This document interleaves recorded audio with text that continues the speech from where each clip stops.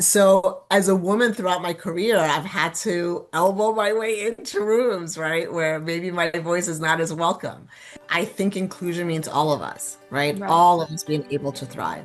All of us, despite our diversity or because of our diversity, finding equity in our community. So Hmm. I think that the influence of family, the influence of the teachers in our lives and who see us, and I think about our kids who may not have the perfect family or the perfect school Right. system. And those kids need at least one adult to believe in them. And that's what the data shows. Hmm.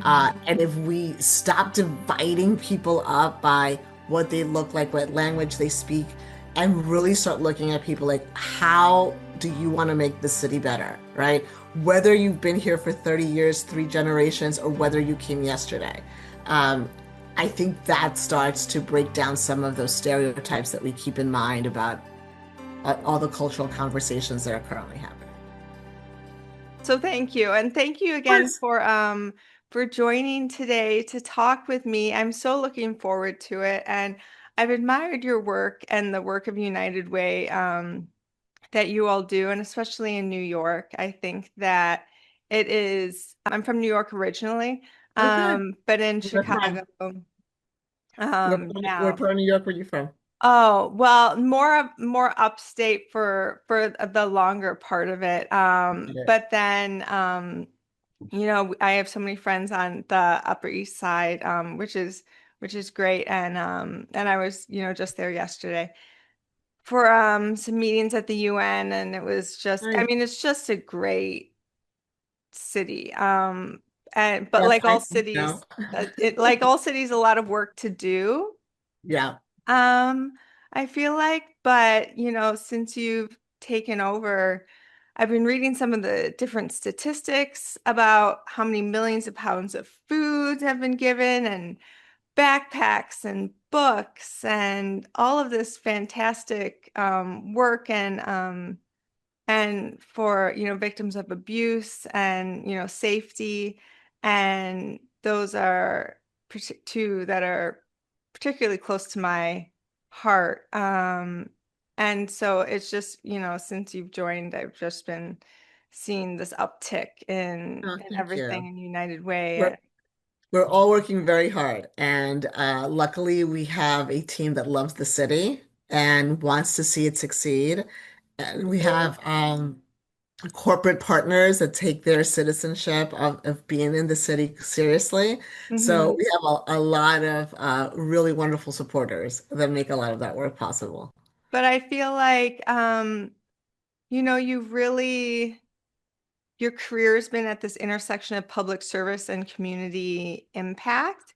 And one of the questions that I was wondering is, how do you keep focused on this mission, which is so Mm. large, without feeling like it's insurmountable, what Mm. the work that's still to be done? Yeah, I mean, I think it's definitely rooted in how I grew up, right? So I'm the daughter of immigrants, and this city is the city my parents chose to come to because it was the city where they thought they had the most possibility. Mhm. And that idea that New York City still represents a place of possibility, a place of achievement, I hold on to that. And I think that that possibility and achievement should be available to every New Yorker, regardless of zip code. So I'm anchored in that belief no matter what I'm doing, whether I'm at United Way or working for the city or going to the grocery store. So it doesn't feel that insurmountable because it was possible for me and it was possible for my family. And I believe that if it's possible for my family, it should be possible for every family. That is, I think that when it is driven from a place of personal experience, we're able to do so much more. My family came over from Germany longer time ago, but we're all from somewhere Yeah. else, Yes. Yeah. and that's just, I mean, not everyone, but for most of us are from somewhere else. And I think that's what makes America and New York particularly Yep. so special. And holding on to that, even with all the turmoil that goes on now and different viewpoints that people have, you know, helping as much as possible Yep. those who are new, is just a really great, beautiful act. And United Way does that. And I was thinking of with summer programs that you all must have going on, and what ways are you helping, kids specifically this summer Sure. at the Yeah, I United love Way? that question. So, one of the things that I worry about, that we worry about as an industry, but certainly as an organization, is that we live in a city where we're very fortunate that universal lunches, breakfast are part of everyday life, right? Hmm. And it doesn't stigmatize the kids who have from the kids that don't have. Everyone gets it, it's available to everyone. The reality is that for so many families, those meals are game changers in their finances, right? So those meals go away in the summer. Yeah. And one of the things that we are preparing for, both for our regular families that visit pantries, but also the uptick in families that have young children, is that we're working with our pantries to make sure that there's food available as often as possible and that it's responsive to what every neighborhood needs, because Mhm. even though we live in this beautiful city, every neighborhood has its own identity. Right. So when I think about kids, that's one of the things that I definitely worry about. We also work, even though programmatically we don't necessarily have programs that are United Way specific, we Hmm. work with a group of summer program and after school Oh, providers great. that are also advocating to make sure that we are paying our youth development providers what they deserve, that we have programming that is responsive to the social emotional growth, but also the academic growth of our young people. And Hmm. I'm really proud of the fact that United Way is so many times leading in that conversation, because we know that it's what leads to economic mobility, not just for that young person, but for the entire family. Yeah. And what do you think it takes to be a mission first leader today? Yeah, yeah, and you must work with so many, and you must, see kids and hope that they, Yeah. grow and do that. But what does it really take to do this work? Yeah, I mean, I often say I take the work very seriously. I don't take myself as seriously. And I think that we talk a lot about making sure that the mission is at the center, that the community is at the center, and Hmm. having enough humility as leaders that our job is to set up the next leader for success, right? Hmm. Uh, Something should not have to succeed because I'm at the helm. It should succeed because United Way is a voice regardless of who's leading it, right? Or Yeah. because a certain sector is a legitimate voice in the particular conversation, whether we're talking about seniors or transportation or Mhm. housing, those challenges are going to continue beyond the people. So when I talk to young people, it really is about, it's a challenge, right? It's one can really feel very empowered by having certain titles and certain positions, but Hmm. those are so like they go away in a flash, Yeah. right? The issues are intractable sometimes. And I think it takes a lot of humility, mature leadership to Hmm. say, I am consistently and with a level of tenacity keeping the issue at the center. And if that means that as a leader, I have to take a step back to make room for somebody else, the issue is the most important thing. Not my ego, not my title, sometimes not even my organization. Hmm. But that takes a level of discipline and mutual accountability among leaders. And I am very lucky to work with some amazing leaders in the city of New York that care about our our communities, care about our children succeeding, our seniors being able to age in place with dignity. Yeah. And that's what we fight for, right? It's not so much who got the money this time, right? Yeah. But it's hard because we're still a business, right? Right. That needs to succeed. And that balance is a challenge. It's a And huge challenge. as I'd be remiss not to ask, as a woman in this field, um, how does that add an extra layer to some of these Yeah. Yeah. conversations and places you are. Yes. So, yeah, I mean, you walk in with your whole self, right? And I walk in as a woman of color wherever I go. I would say that where I saw the disparity the most was in government, when I was in government. So you Uh-huh. had a lot of men making the decision, Right. right? And a lot of women having to execute on it, right? Yeah. Women are normally and usually the front line response to a crisis. And the information sharing sometimes doesn't go both ways. Yeah. It's usually very top down. So as a woman throughout my career, I've had to elbow my way into rooms, right, where maybe my voice is not as welcome. Uh-huh. And I think even that experience is one where it has really taught me to keep the issue at the center, right?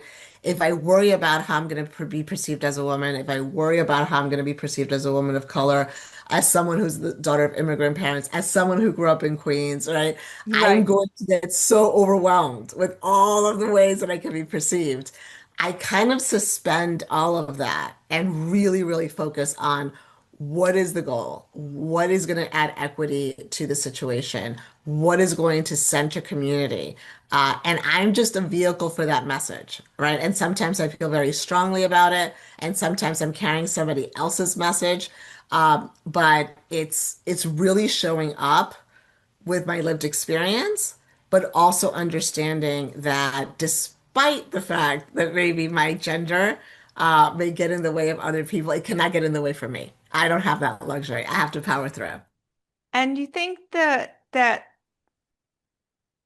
the real equity-centered leadership and racial equity, um, do you feel like these are getting better with time?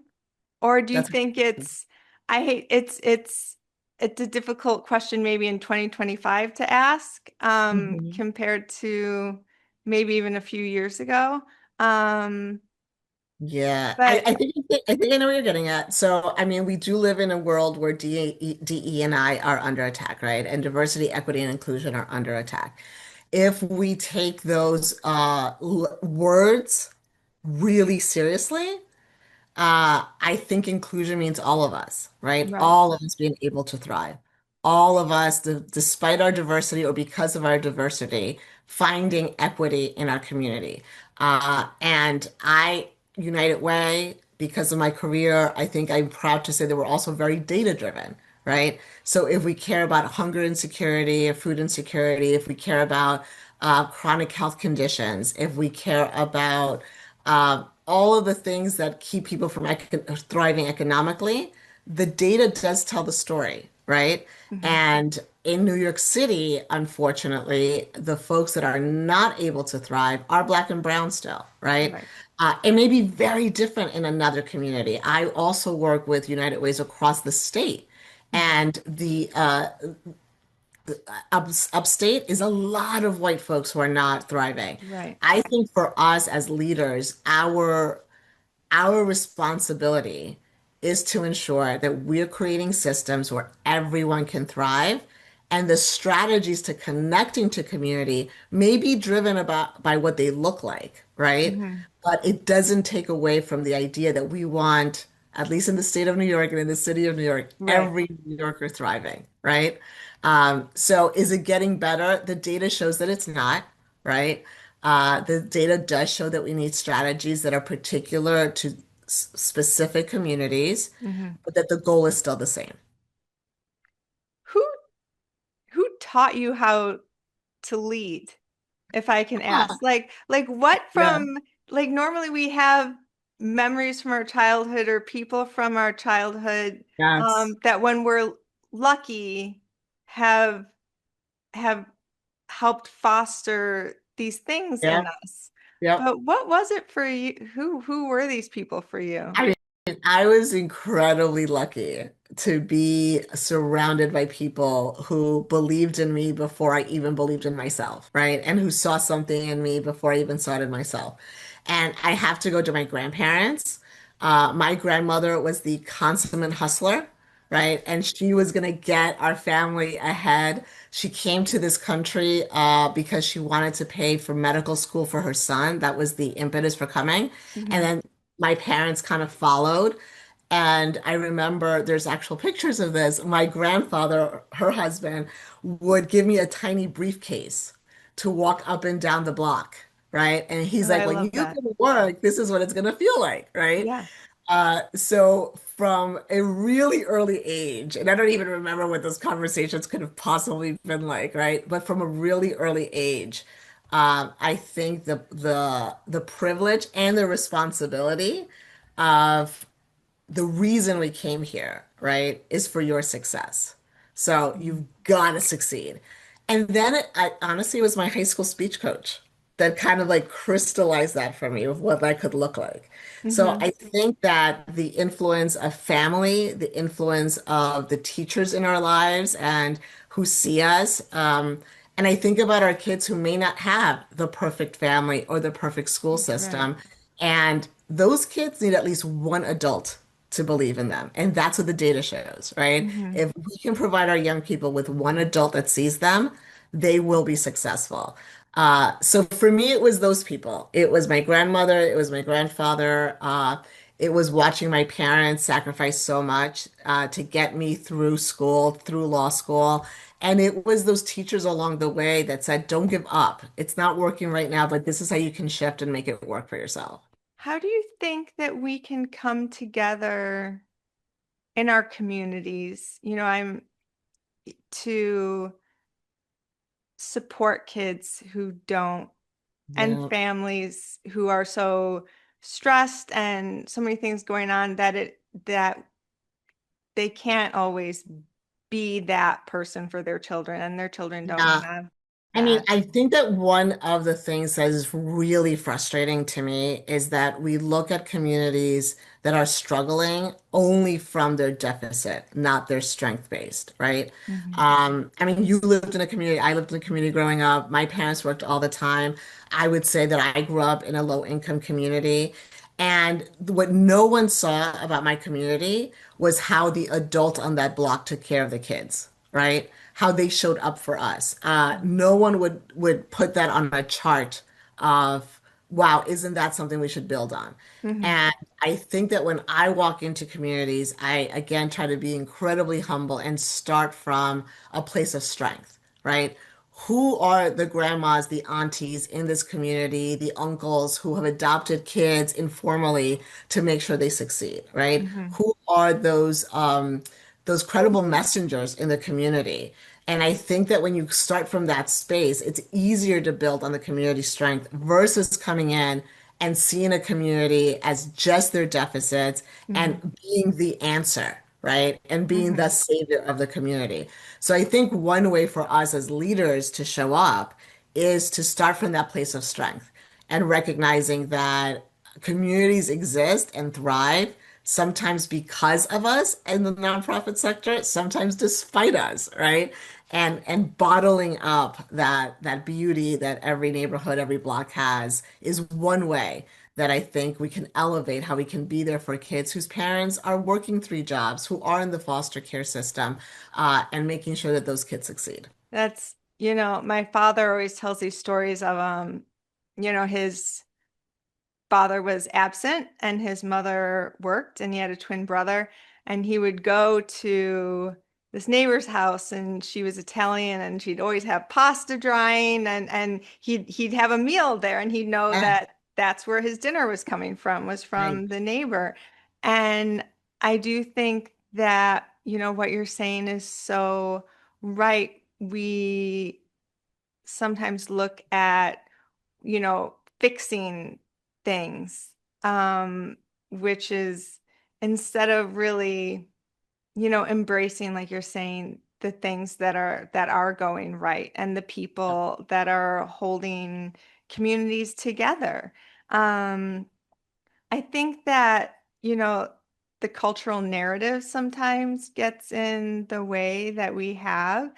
And if you could rewrite or add to the cultural narrative in some way, what, for women of color, for how would you change that? What would you want it to sound like instead of what it so That's often such a great question.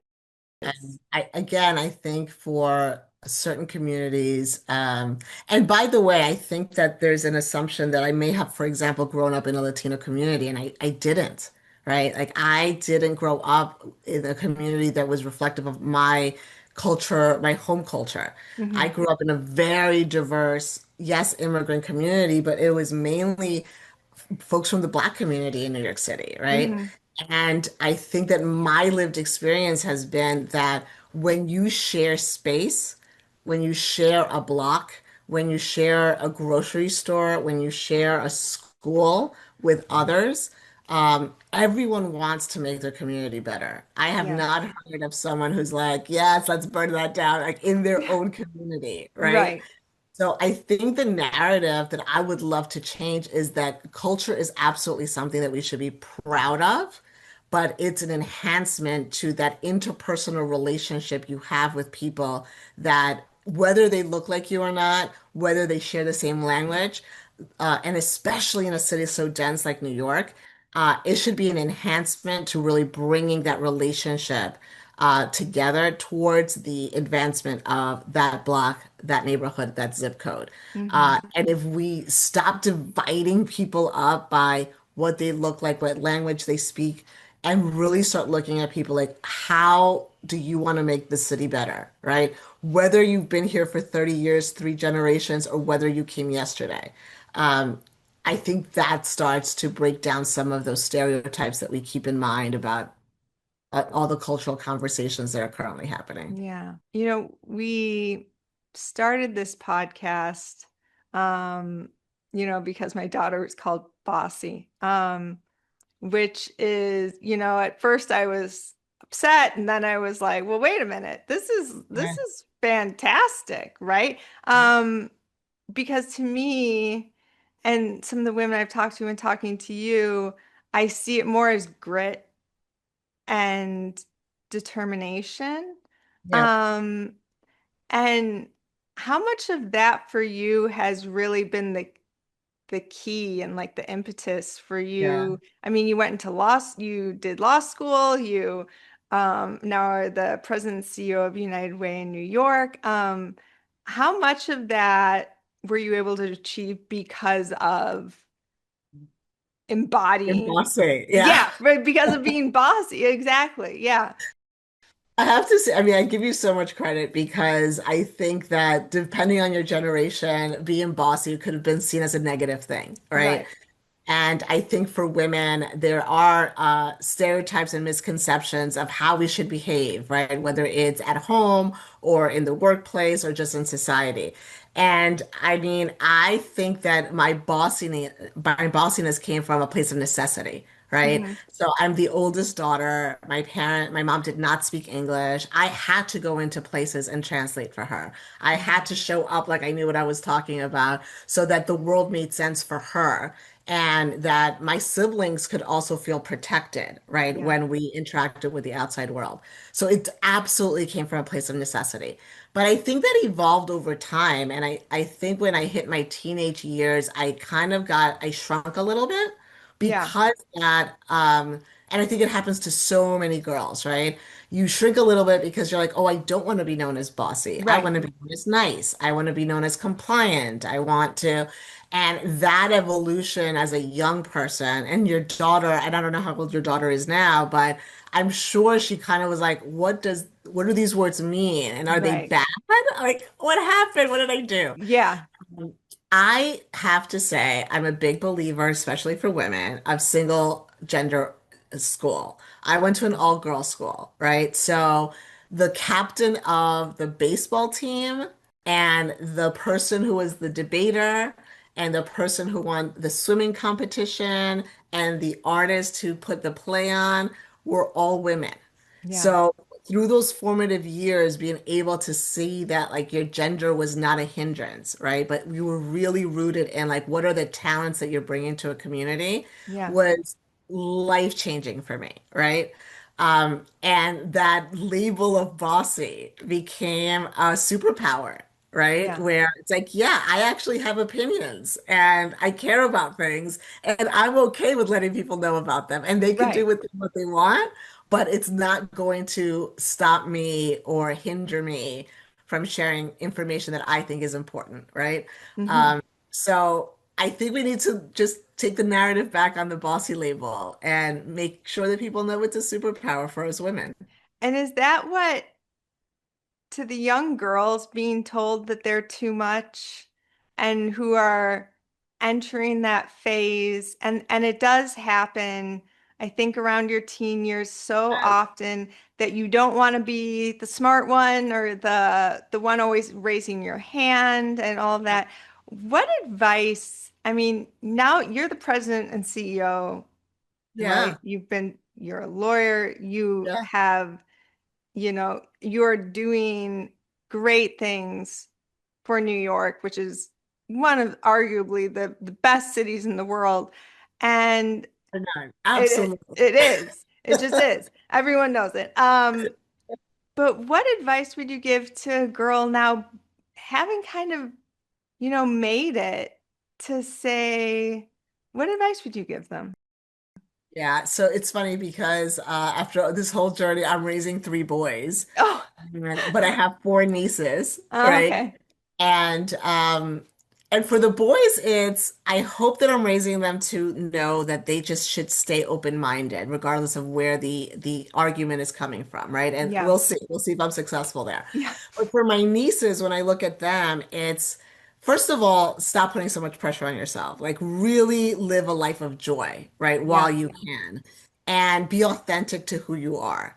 I think that if I had the opportunity to go back, I would have wanted to enjoy things more, Yeah. uh, stay in that learner stance, and be really confident about what I was getting out of it and how I explained that to the world. So I tell my nieces all the time, I hope they hear me. Just be joyful, be confident, and know that whatever gift you're bringing to the world is uniquely yours, and you have a right to show that off, right? Mhm. And it's hard. It's hard because part of being a teenager is kind of putting things into boxes and finding quick judgment. It's a survival skill. Yeah. Uh, and suspending that feels it doesn't feel authentic to the way you look at the world, but Yeah. it's so important, right? It's so important to develop that discipline of just I'm gonna learn from this and stay still confident and true to myself as I'm learning. I'm going to embody that myself. The staying the joyful in the learning phase, I think, because we are all still learning all the time and growing and the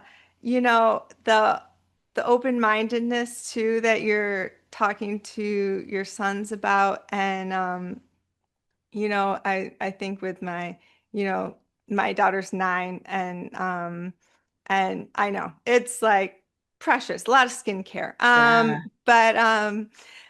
But that is so important for girls as well. And I think, she goes to a public school and it is such a wonderful opportunity to meet all different yep, people from all yep, different walks of life. And, you know, I love that like the United Way also is dealing with this open-mindedness too of mhm, all people, all walks of life. Um, but how can we best support the United Way in the work that you all are doing and what yes, are like the key tenets of it that you would like, for people to embody yeah. in their own lives? So, I mean, I am so fortunate to be able to lead this organization at this time. It's an 87-year-old organization that has been a force multiplier generation after generation. It brings in the private sector, the nonprofit sector, government sector to really work on the most complex issues in the city of New York. And that is a part of our DNA, part of our history. The reality is that as the world evolves, we need to evolve with it. So when I think about how people can help, obviously money moves the world. So I would Right. love for people to find something that speaks to them in the world, in the work that we do, and really contribute to it. The Hmm. four pillars that we work in from a programmatic perspective are health equity, justice and opportunity, education equity, and food and access to benefits. Hmm. And that means that if you know that your neighbors are going hungry, we are an organization that works with 600 nonprofits that are a huge number of them addressing that issue. If Hmm. you care about public safety, we are providing mental health services for folks that are systems involved to make sure that they are productive members of their community and not reoffending. Yeah. If you care about life expectancy in your neighborhood, we are working with 30 churches across the state, 24 nonprofits in the city of New York that are providing preventative health care for folks that maybe are too intimidated to go to a doctor, Right. right? And it's those opportunities at United Way of New York City that really bring in any community member to be part of the solution. So I would say advocate with us, volunteer with us, and absolutely contribute to the work that we're doing from a financial perspective Hmm. to really be part of the solution that United Way is bringing to the community. And is it easy to find the ways to sign up to Yes, volunteer? yes. And okay, Yeah, you I can feel always go like on on our website, unitedwayofnewyorkcity.org. And there's so many ways to do so. We have such amazing relationships, like I said, with our corporate partners, mhm. with regular New Yorkers. And we would love, love, love to have folks join us in this mission. Great. Well, thank you so much, Grace, for taking just some time out this morning on a Friday. It's busy and it's hot everywhere, to talk to us. I so appreciate you doing that and really admire you and the work that you're doing, which is why I reached out, hoping that you could spare a few minutes. So Yes, thank you I'm so so glad we much. made this work. I want to wish you the best of luck with this podcast. I think it's a wonderful conversation to get started in community. And thank you for the opportunity. Thank you. Have a great rest of your day. You too.